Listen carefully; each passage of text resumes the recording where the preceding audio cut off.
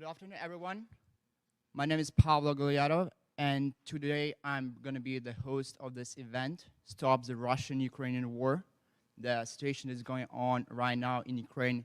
It's really dangerous and it's really terrifying us. And we, as Ukrainian students and Russian students, going to be presenting you a small presentation today. To start with, I want to introduce our speaker today, the Duke University president, Tom Schwartz. I'll be very brief. I just want to say, first of all, thank you for coming here.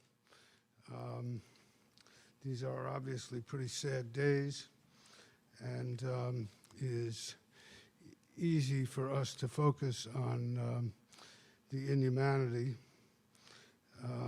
man's inhumanity to man, or one man's inhumanity to man. But as the Holocaust taught us, can you hear me? Good. As the Holocaust taught us, just obeying orders is not an excuse, legally, morally, or ethically, so it's not just one man. But I would ask you instead to consider man's humanity to man, the kindness and the bravery that are being exhibited. And in this chapel, to ask for God's guidance to ease and ultimately end this nightmare of inhumanity. And in the world, in this COVID world in which we live, I would ask you in this chapel to metaphorically hug your neighbor in love and ask for God's blessing. Thank you.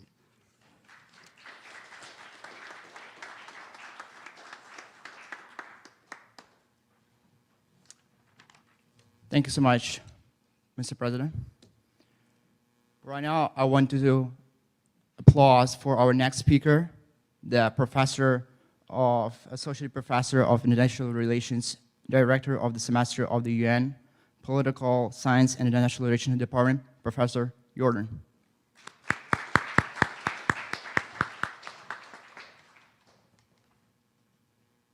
I'm going to put this here somewhere.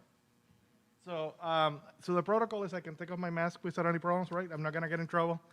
I would not allow my students to do this in the classroom, so I want to make sure I don't violate any rules. So let me be very honest here. You know, I've been trying to find my voice in this conflict for the last couple of days, and it hasn't been an easy process because as a political scientist, international relations expert, you know, I see the world through a different set of eyes. Trying to explain why things happen is not always satisfactory for many people who are suffering at the hands of violence and basically, you know, the madness of certain people. And I don't mean madness as craziness, I just mean madness in the sense of unfettered violence as we're going to probably experience in the next couple of days in Ukraine. And today, you know, when I was driving here, I decided that I was not going to listen to the news because I have done a lot of that. I decided that I was not going to start paying attention to one of my podcasts because, well, most of my podcasts are about war, about, you know, suffering, and about the United Nations and so forth. I decided to just play some music and let my Apple collection, you know, tell me where to go. And ironically, and I don't even know when the last time I heard Bob Marley's songs were, but somehow the Redemption song from Bob Marley came out. And I started thinking really strongly about Marley's music and how it may have been a product of the Cold War. I'm not completely sure if that's actually the case, but I invite everybody to listen to some of his lyrics a little bit. Because in this time, we do need to come together as a humanity and try to, well, stop the violence that has taken place, not only in Ukraine, but in other parts of the world. And I think it's important that we characterize that what's happening in Ukraine, as bad as it is, and it's really horrible, we also have horrible conflicts taking place in Syria, in Myanmar, you know, and other parts of the world that also deserve the attention of not only the United States, but, you know, the international community. So what I want to do today with you guys is just walk you through a very complicated history between both Ukraine and Russia. And some important observations, I guess. I'm not gonna just go through this whole thing right here, because in many ways I will be here forever, and I only have 10 minutes to be with you guys. But I would say, and there is an important thing, is that, Russia invaded Ukraine on those false pretenses. It is an act of aggression. It's a violation of international law. But Russia is also a great power, and great powers do not follow international legal requirements. In 2003, the United States invaded Iraq, a sovereign nation, under false pretenses as well. And the situation in Iraq didn't actually do that well for us or for the rest of the region. And while I'm not trying to compare one with the other, what I'm trying to get at is that great powers do act differently from regular states. And in many ways, the challenges that Ukraine has as an independent state in the backyard of a very strong state are similar to Latin American states' decisions, when they're in the American neighborhood. So something for you guys to think about. I would say beware of propaganda. Both sides have been able to mount very strong propaganda about this crisis. A lot of the pictures that have been floated from the pro-Ukrainian side are actually pictures from 2014 and 2015, I collected studies from Reuters. They're from the Donbass, conflict that has, started in 2014 and is still with us today. So be careful with what you're trying to share, because there are, messages, narratives that are being supported by both sides for good reasons, but they're being supported that are not necessarily for peace, that are for, reanimating this conflict and actually strengthening the conflict going forward.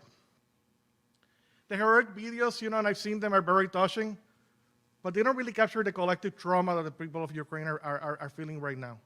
And I think I really, really want to emphasize this. I have met, when I was doing my dissertation on Bosnia, I have met victims of the war, and I've talked to them, and the collective trauma that those people had, 4 or 5 years after the war ended, when I met with them, were real, and I'm pretty sure that many of them still carry those traumas forward.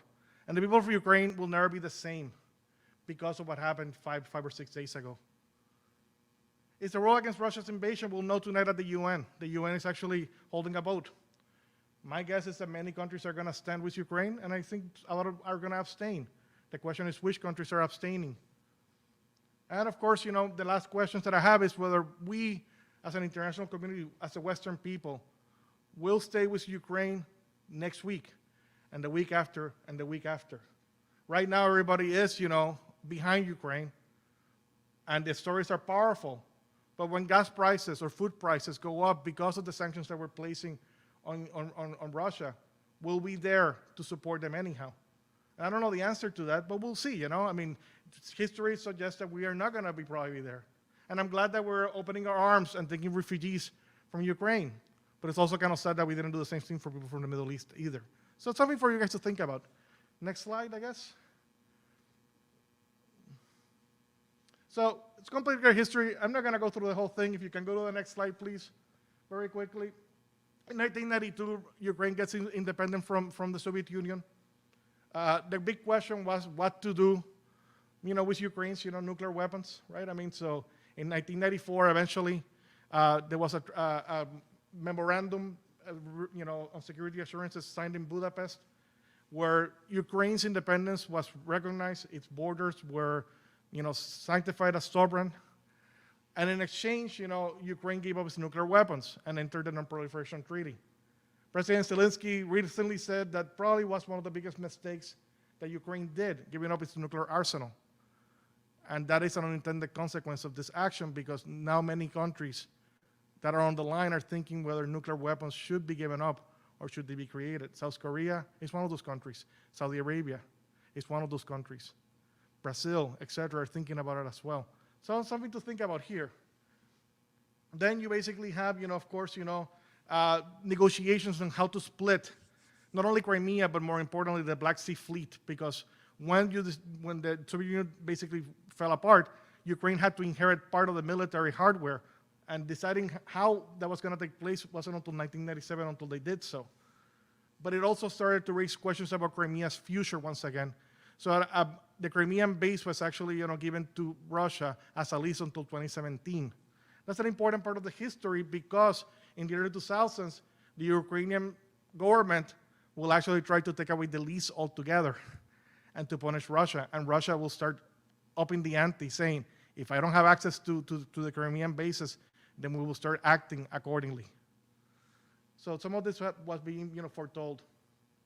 In 2008, there was Russia invaded Georgia under false pretenses again. Ukraine decided to sell weapons to Georgia. That was the first, real, wake-up call for Moscow that Ukraine was not a vassal state anymore, that it was an independent one. And it's something that they needed to correct. In 2009, Russia starts cutting gas to Ukraine. Ukraine had a really bad winter. And after that, basically, the Crimea, the parliament of Ukraine decided to extend the lease of the Crimean bases to 2042 in exchange to end some of the impacts on the gas issues. Next slide. Ukraine, of course, had to choose its future. In 2012, it decided that they were never going to align themselves with the West, which is something that was, music to the ears of Moscow. By 2014, however, Ukraine was invited to join the European Union, and it was in the talks with, with NATO. For the most part, Ukraine walked away trying to join a customs union put together by Russia. The people of Ukraine took to the streets. It was just the Euromaidan. And they basically, complained and forced out the president. Once the president was forced out, Ukraine started moving closer to the West, but at a great cost, because in April of that same year, two republics, broke away, and then Russia used the opportunity to intervene, to support the two breakaway republics, and to annex the Crimea. Since then, there has been an uneasy peace between Ukraine and Russia and the active war in what we call the Donbass region, in the Donetsk and Luhansk areas. There were multiple peace agreements that were signed that failed. They failed because both the Russians, did not hold on to their bargain, and because the Ukrainian fighters, spoiled the peace. So both sides are to blame on that one. And of course, a new president is elected, Zelensky, and he vows not only to work with Russia to try to reunify his country, but also to put, Ukraine into the path of EU and NATO membership. By December of 2021, Putin had said, no, that cannot happen. And he told the US that it was time to rewrite the European order, where Ukraine could never join NATO. Not so much the EU, it's really NATO for Moscow. If we look at public opinion data, we can start seeing, how the EU and, the NATO is basically, a dividing issue in the case of Ukraine. So today, this was November 2021, the last poll, more than 50% do want to join the EU. In 2012, the number was in the 30s. It has fluctuated. That's an important part of the story. Ukraine is also divided internally on what they want to do, whether they want to start looking more toward Russia or towards, EU. My guess is today they're going to probably be closer to the EU perspective than the Russian perspective. But nevertheless, that is part of the dilemma. If we go to the next slide, that's the one on NATO. The NATO finally is over 50% today, but that was not the case early in the conflict. The NATO membership has been a very divisive issue within the Ukrainian political space. It has divided the politicians, from the country. And it's part of the issue that we have today, facing that, that the Ukraine may want to go to the West, but many of these people still are reluctant to do so. Now, this survey didn't take into consideration people in the Donbass, of course. So my historical takeaways, Russia has consistently voiced opposition for Ukraine to have an independent foreign policy close to the West, always, since 1992. Russia has been consistent on that. Doesn't mean that Ukraine doesn't have the right to have an independent foreign policy. It does. But it lives with a very strong, power in its doorstep. And unfortunately, power matters in international relations. The Ukrainian public has been ambivalent about the EU and NATO for many, many years, and that division explains some of the weaknesses inside Ukraine. I do believe strongly that Ukrainian nationalism is extremely strong right now, And the resentment, towards Russia is the strongest we have ever seen in history. So in that sense, probably Putin has made a mistake, but that's a big but right now. The EU and NATO have supported, NATO has supported and the EU has supported Ukraine, but it has not considered membership. Membership criteria for both the EU and NATO is a really high threshold that they have to meet that at this moment in time they could not meet. I know the Parliament of the EU this morning decided to make them candidate country. That means nothing, just a political show. And, while many countries, have provided, assistance to Ukraine, let's face it, many countries have also questioned the Ukraine's policies in the Donbass because, that policy, has a lot of human rights implications and there were many things that took place in the Donbass that are really bad from both the Russian and the Ukrainian sides. Next one. So let's talk about unintended consequences, and I'll end it right here. So can we go to the next slide, please? So here is basically the war as it is today. I don't want to talk too much about this because it's moving very quickly. If we look at the movement of people out, it's growing incredibly. The UN is expecting 4 million people to leave Ukraine the next 3 weeks. I don't even know if Europe is ready for that. Hopefully they are. Unintended consequences, many states are now questioning whether nuclear weapons are necessary, and that's a bad thing. We don't need more nuclear states in the world. We have plenty. There's a new Cold War that is actually starting as we speak right now. That Cold War is going to challenge the international order as we know it. It will challenge the ideas of sovereignty, independence, democracy, human rights acceptance, and it's happening in front of us, and we'll see what happens in the next couple of months and years. There will be many chapters to this Ukrainian-Russian war. In other words, it's not going to happen. It's not going to end next week. There's a pretty good chance that Ukraine will be, occupied. But it doesn't mean that the people of Ukraine are going to accept the occupation. They're probably going to fight. And they're going to fight strongly against Russia, and that's going to be a problem for the international system. Economic sanctions placed against Russia are unprecedented. I mean that. The sanctions put on the central bank are something that we have never seen at this perspective. And we'll see whether they actually, will face more sanctions. And the only way that Russia will actually probably concede to changes is by looking at energy and metals, sanctions against the energy and metal industries. That's something that Washington has never done and does not want to do because it will only worsen our economic situation. Finally, China. I'm not an expert in China, but I can tell you right now that China is supporting Russia. China is happy because right now the U.S. is bogged down in Europe once again, and China has, of course, ambitions in the area. Democracy versus authoritarianism. Tonight you'll probably hear President Biden talk about that. It's not as simple as that. And with that, I will keep it there, and I will keep, the program running. Thank you very much. Oh my God.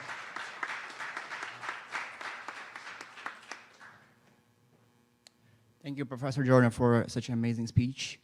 Now I want to play a really sensitive video, so sorry people if some of you might be too emotional for this. Thank you.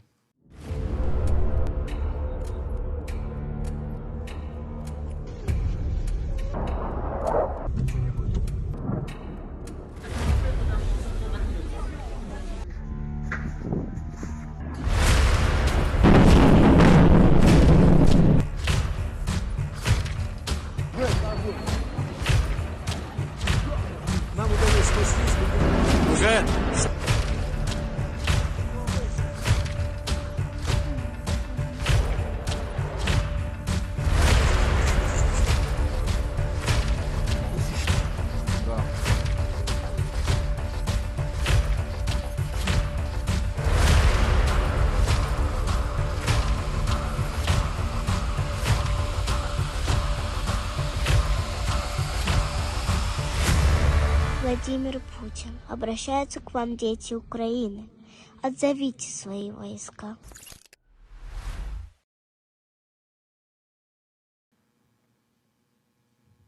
So right now I want to introduce our first Ukrainian student, international students from Kyiv, Dasha.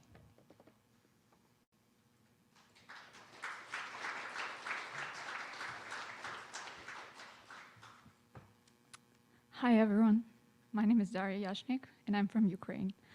I'm sorry for my emotions and everything. I will try to be concrete.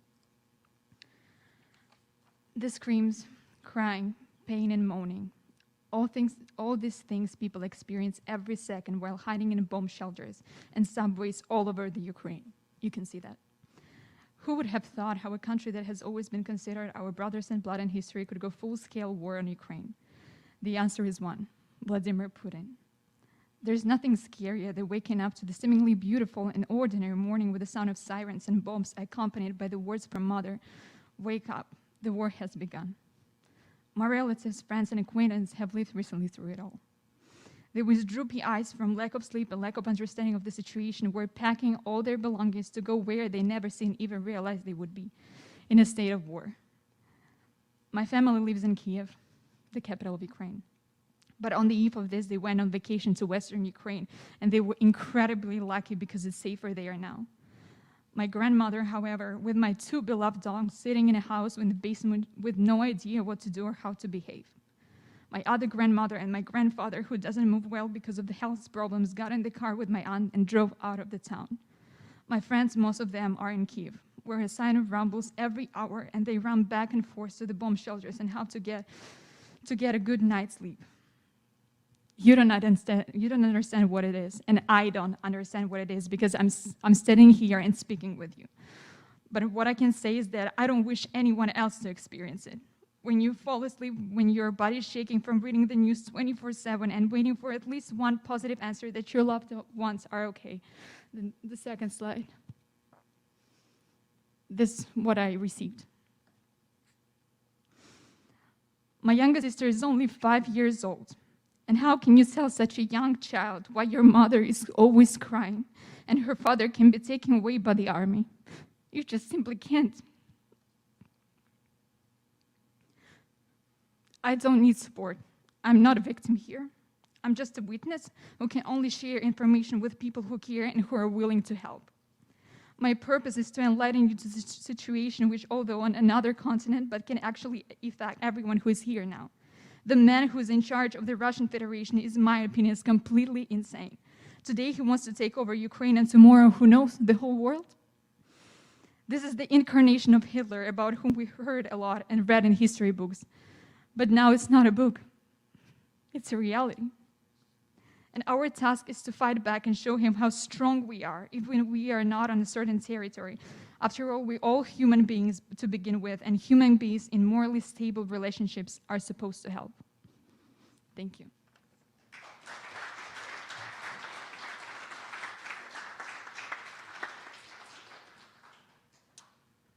So in order not to make this speech and presentation too subjective, we want to have the second opinion of one of our Russian students here, Arsenij. Great applause to Arsenij.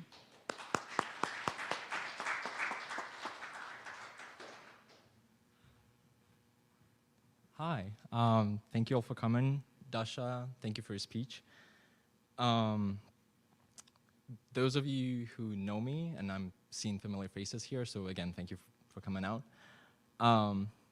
Might have heard me say that I was born when Putin was in power, and I will die when he's gonna be in power, jokingly of course, but that seems to be the case. It is sadly our reality. It is obvious to everybody that he's a mental dictator who does not care about human life or any sort of ethics, really. His actions in Ukraine are purely for stroking his own ego. He wants to go down in history as the leader that rebuilt the Soviet Union. The Ukrainian people have not asked for this war. Russians have not asked for this war. Nobody asked for casualties and the killing of innocent people. I am afraid. I'm afraid that he knows the world is taking everything seriously this time. I'm afraid that he's willing to take everyone down with him. He has already seized Chernobyl. He has an extensive nuclear arsenal. This is not just a spectacle for the West anymore. This is a threat to all of us. We must stop him before it is too late. We must help the Ukrainian people. They are deciding the future for the rest of us right now. I do hope that this is gonna have a good ending. Seeing how corrupt the country has been and how bad the military is, the equipment, I do hope the Ukrainian side will push back and this whole thing is gonna end. Thank you.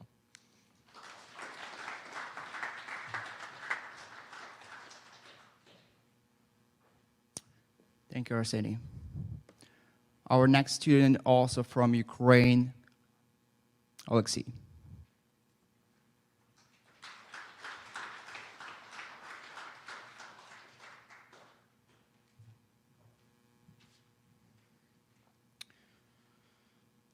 Hello, my name is Alexei. I'm 19 years old. I come from a hero city, Kyiv. This week has been really difficult, not only for Ukraine, but for the whole world. The Russian Federation, under the leadership of a real tyrant, Vladimir Vladimirovich Putin, openly attacked the territories and the people that are living in Ukraine under the pretext of liberation of Ukraine from the fascist regime. As it turned out, right until now, the whole world did not fully take Ukraine into account and the problems that we posed and tried to solve on our own for the security of Ukraine. Now, what's interesting is that the security of the whole world depends on the security of my country. And many smart and skilled people understand this. During at this time, 6 full days since the beginning of the attack of the aggressor, Ukraine began to find and attract the support of allies from all around the world. And at the same time, the world is constantly providing support, sometimes even from the most unexpected places. And I'm talking about groups such as Anonymous, different foreign leaders of large companies, and others. So far, this war has united Ukraine to such an extent that no one has done since the declaration of our own independence. It is unfortunate that this unification took place only under the context of the human war. I feel ashamed because I'm not in Ukraine right now. I am ashamed that I'm not at home with my family and on the streets with the volunteer boys who risk their lives to people in need every single day. I want to express my endless respect for the people who are now there at the front doing everything to keep the whole world safe. They do everything to make our friends, our families see bright future in which there is no cruelty and endless hatred. I want to express my deepest condolences to the people who are now losing their loved ones. Feelings of loss are very familiar to me. We will never get rid of this pain. We wake up with this pain. We also go with it to school or work, spend days with it, and go to bed with pain. This pain remains in our hearts as long as it beats. And it is what makes us strong. It is the ability to live with this pain and step over ourselves to help others and support our future. In the end, I want to express my pride for my country, for my people. Our professionalism and unwavering spirit now makes the whole world talk only about us. I, like all of the people in Ukraine, undoubtedly believe in our victory over the people under the leadership of a heartless tyrant. And this can be seen right now as we stand up for our values, our ideals, and our lands and cities. And this can be seen right now with that bright approach we are fighting and bringing bad news to our enemies. At the end of this difficult path, our indomitable spirit will become another symbol of independence and heroism that will forever go down in the history of this world. Let's pray and help each other. Let us live in peace and harmony with each other. And I do not believe that Russia will be ever forgiven. I am very proud to have been born in Ukraine next to such cool people and friends. Thank you.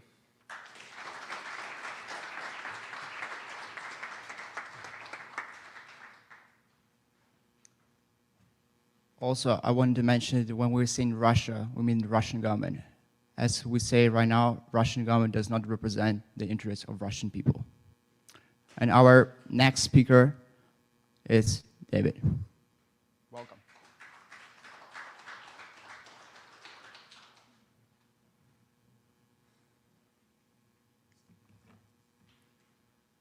My heart is broken for all my people. I have been in the United States since 2014. For 8 years and before have we seen the writing on the wall. In our streets, in our cities, the hate brewed by a tyrant who has no interests besides stroking his ego. My father, beaten by police over and over at protests, and he will go to be beaten again because there is no other choice. I spoke with people back home. My little brother, 13, coming back from art school, stopped by police to individually search his entire sketchbook to make sure he is not carrying protest materials. My childhood best friend, with whom I played on the same playground when we were 5, telling me how his friends who are serving their mandatory 1-year service being sent to the danger zone to die and to kill brothers. Now, I love my country and I love my people, but now is a time of shame and now is a time of pain for which we will have to deal with for years to come, like Germany has, and so will we. People I know, my entire family, having less to eat, having less places to go, things in their world taken away from them. For what? For hate? For a faded vision of the past? For nothing. I can say a lot, but all I want to say is all this hate cannot prevail, and it will be love and people that succeed at the end of this.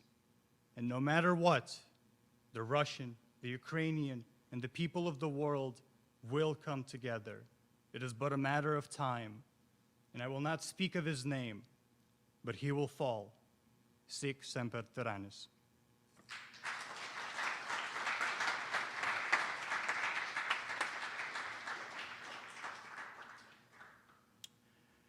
And finally, me, I want also to share my own experience. I don't want to repeat my friends from Ukraine, Russia, as they talk too much. I would only say that I'm here to spread the information about the peace, information about the regulating all the stations that is going on right now in Ukraine peacefully. We don't need war. We don't need any more deaths. It's enough. Our situation in Ukraine right now is stable due to our strong support from the Belarus, Ukraine, Russia, Poland, France, Germany, and now US. We want all the world to know what is going on in Ukraine. And we will never gonna give up. We will never gonna surrender. We will stand for our country the way it is. I want to thank you, everybody who is with us today, as it's really hard to talk here, especially after all the stuff that my friends' families and their families back home are going through. But I want to just say that there's nothing worse than a war. And there's never going to be anything that's going to cover this pain and this suffer that people are going on through in this kind of situation. So right now I want to invite our next speaker, the Tatiana Lynn Bennett, University Chaplain and Dean for Vocation and Formation. Please applause for her.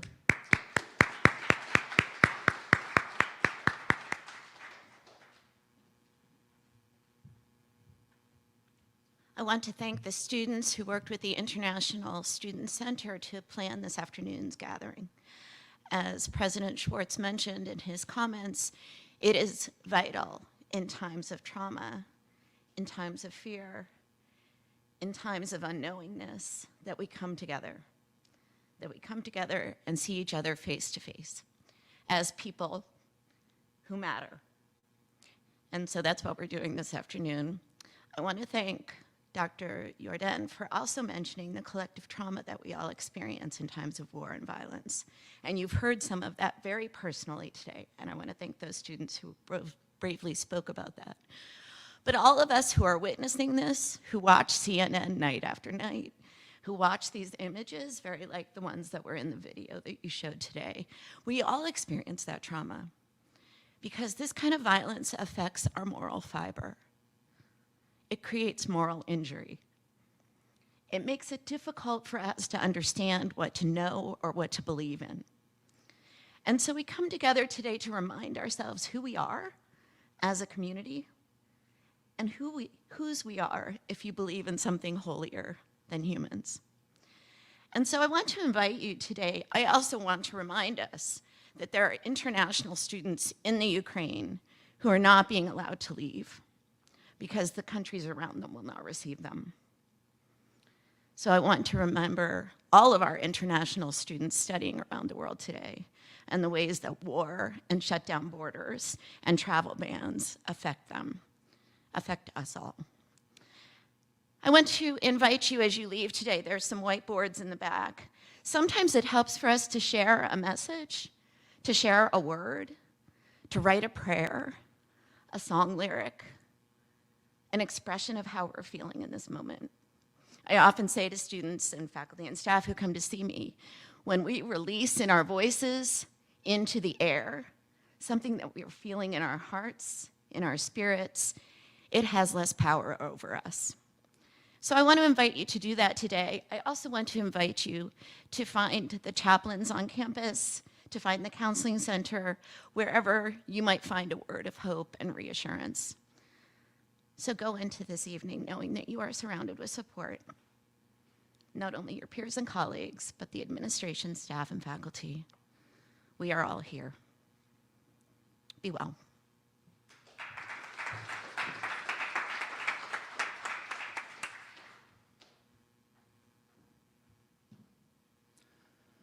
So some of you might say what we can do, what you guys can do, what we can do here, sitting, not doing anything, far away from a war where it's peaceful, we have a peaceful sky, no sound of any deadly weapons at all. So there is a solution. On a screen right now, there is represented 3 different organizations that is donating money to the people, the peaceful people who don't want a war, who don't want any further military actions in Ukraine. 3 different organizations that help save the Ukrainian kids, Ukrainian people who are living in the country, people who are living in the country as refugees. So it's going to be as much helpful as it is if you're going to share, repost, going to post it on your social media, going to talk about it as much as possible. Thank you.